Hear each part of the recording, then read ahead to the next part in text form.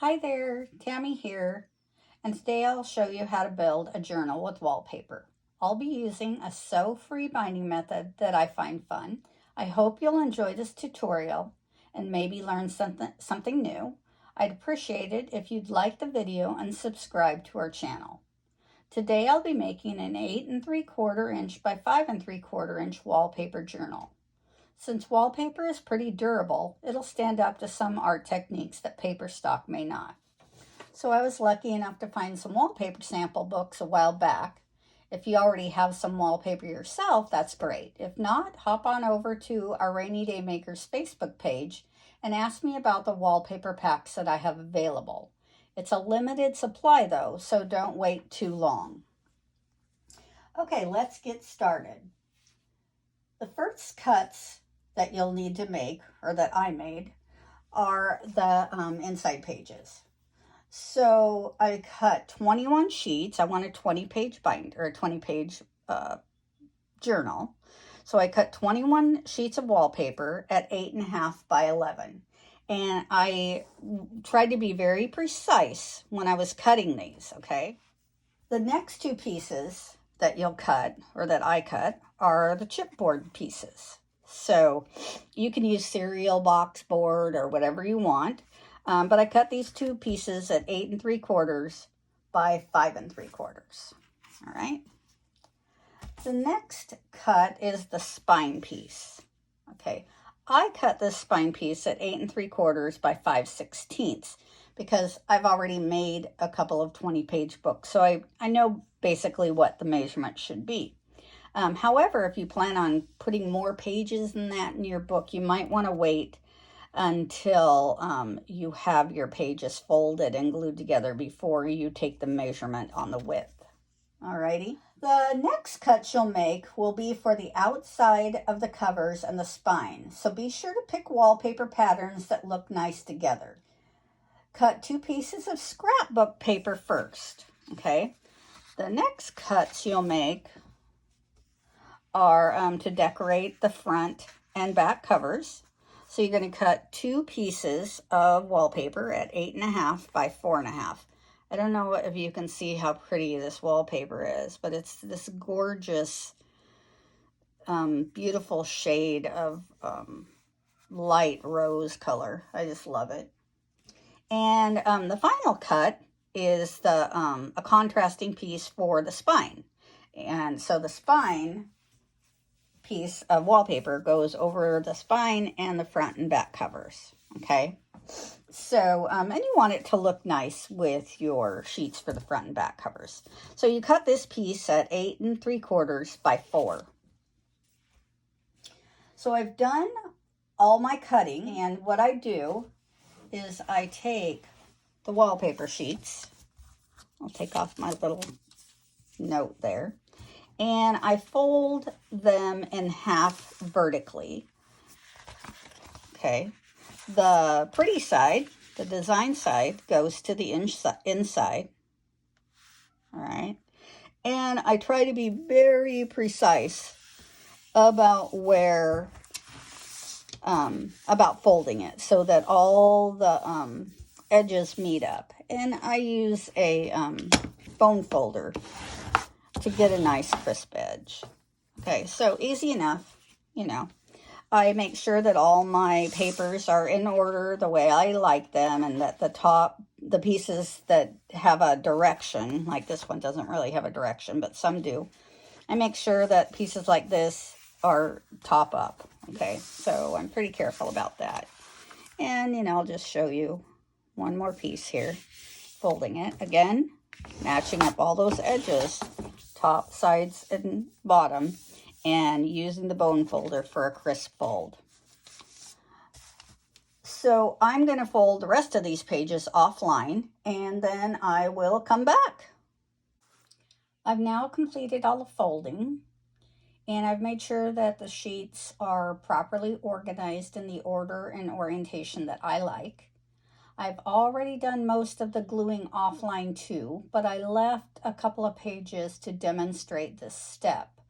So I'm going to use a tape runner and liquid glue. I like Fabri-Tac, but you can use whatever you have. Just don't skimp on the glue, and be sure to place it close to all the edges.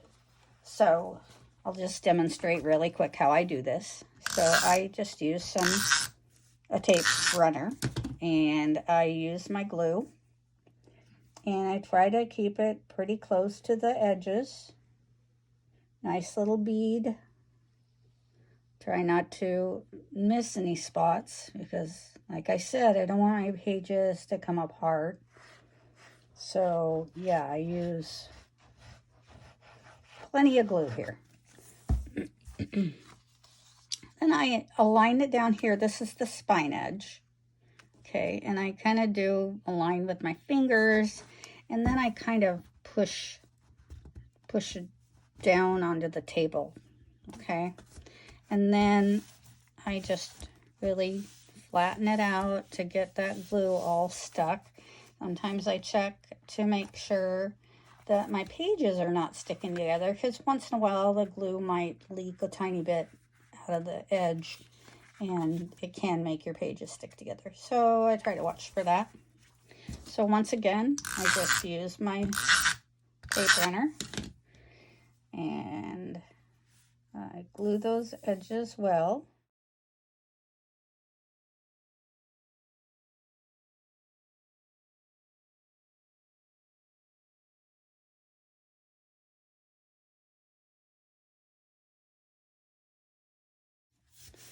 So all my pages now are bound at one side. So now I'm going to glue the spine piece to the bound edge, okay? Now I'm going to use a lot of glue. So I don't want to like squeeze these pages together, and I want to center, you know, and I can kind of feel it and see it. You can figure it out easy enough, but you want to get that glued on there, okay? And give it some pressure so that it's got lots of contact there.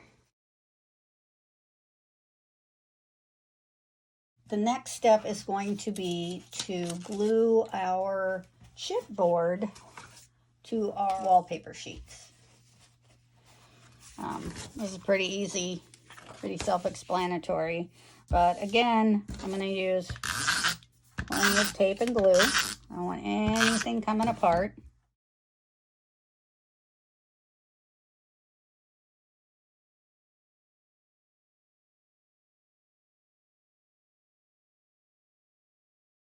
So you just kind of center it, give it some pressure.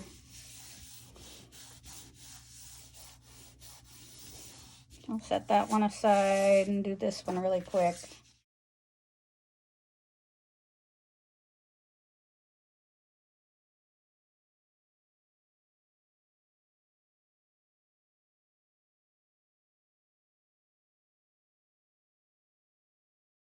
And I'm going to find a pair of scissors over here.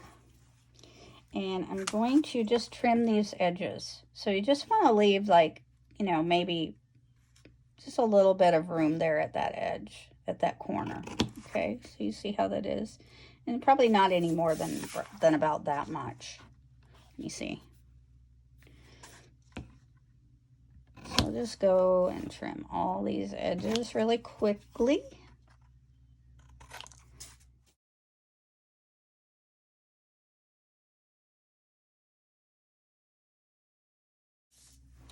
And then I will wrap the edges of the paper around the back side of that board, okay? So I had a little bit of trouble with that white scrapbooking paper sticking down. I think maybe it was just a little bit too thick and it just kept wanting to pop back up. So I used some masking tape to hold it down better. The next step is to glue these front and back covers to the first and last pages of the actual book. So I'm going to add some glue on here. Well, I'll add some tape.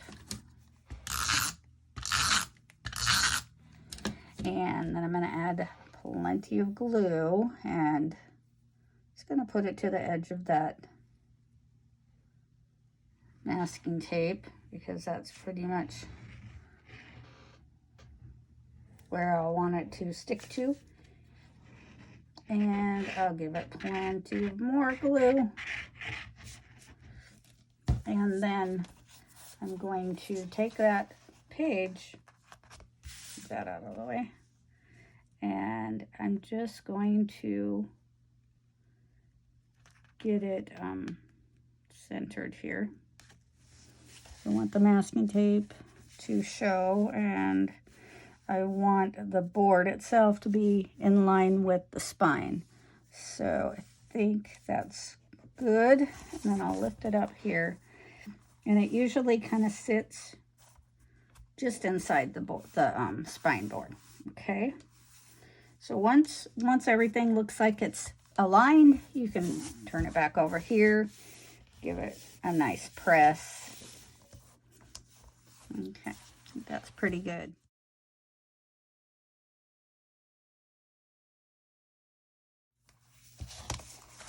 And we're going to do the same thing here.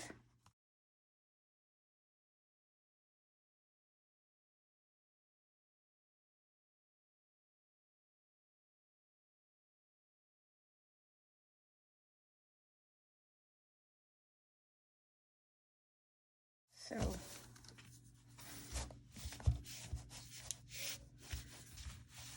all right.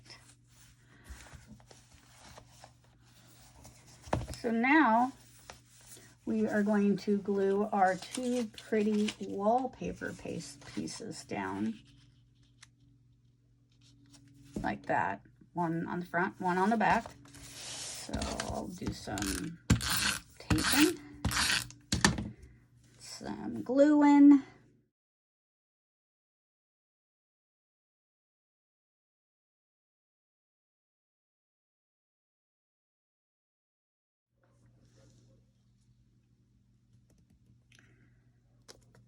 And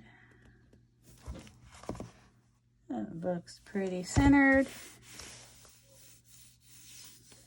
All right, this is the back side. Again, we're going to get some tape down there. Some glue going. Okay. Only have one more step after this. Woohoo. Oh, get it on there all pretty and centered. There we go. The last thing we're going to do is glue the spine on. So this is kind of tricky, but we'll get it done, okay? So I'm not going to bother putting tape on it because it really needs to have lots of glue. I want that to be super stuck right there. Not only on the spine, but on the edges of those covers. Okay, so like I said, this is a little tricky. And you gotta eyeball it. So bear with me here. It's all in the eyeballs. Gotta align it top to bottom.